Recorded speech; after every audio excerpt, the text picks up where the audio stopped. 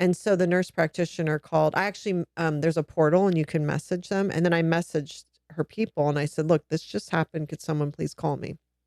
And so she called me and she's like, I don't know who called you. Like she was flabbergasted over that. And she goes, but we did have the peer-to-peer review and it was a man and he wouldn't even tell me his name and it was a doctor and he denied it. And I told him this. Denied what? Well, that's at first didn't know. And she's like, he wouldn't budge. And I'm like, wait, what is he denied? What's being denied? Is it my whole surgery? And she goes, no, no, no. The prolapse is good. And I was like, okay. I'm thinking, okay, fine. Because really that's all I care about. He's denying the removal of my ovaries. And they're saying we're already in there. And for her health, for a woman's health, like justify why we can't remove the ovaries. And he's just felt it wasn't medically necessary. Wasn't he? But he was a GP, so right? Towards the end, she's like, are you a specialist in urogynecology? And he's no, he's just a general practitioner, like a primary physician. And she said, I'm going to appeal this. And he goes, you can appeal it. Because when she asked his name, he's like, I'm not giving you my name. You can look it up on the file. And it's just offensive. It was such a dick.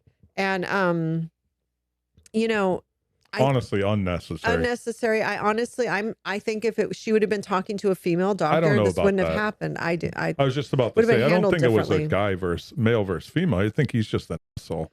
He's had whatever, maybe having a bad day, just a kid, whatever, but that's just human.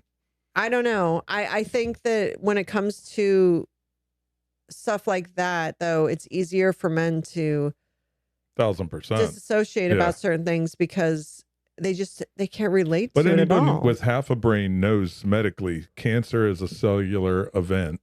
Why leave things in your body that are dying or dead and just sitting there? That's a potential landscape to go attack.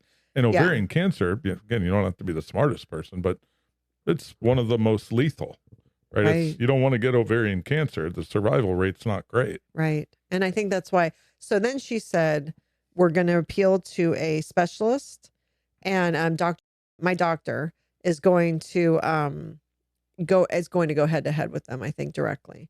So they're determined. So I said, listen, I appreciate that you're fighting on my behalf. Thank you. Because honestly, I'm more worried about the prolapse, but yeah, I would love to have the ovaries removed too. And I love that they're fighting for me. Yeah.